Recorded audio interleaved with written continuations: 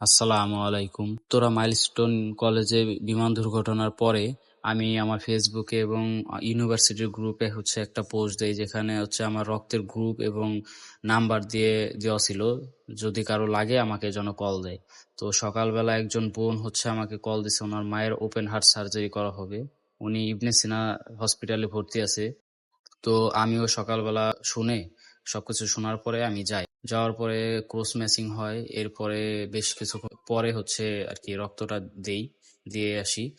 আর একটা বিষয় শুনে খুব খারাপ লাগলো যে উত্তরাতে কালকে যেই দুর্ঘটনাটা ঘটছে, এই অবস্থাতে মানুষের, শিশুরা, বাচ্চারা এবং যারা পড়তেছিল তাদের আসলে রক্তের প্রয়োজন, তাদের পানির প্রয়োজন ছিল একটু শরীরটা ঠান্ডা করার জন্য।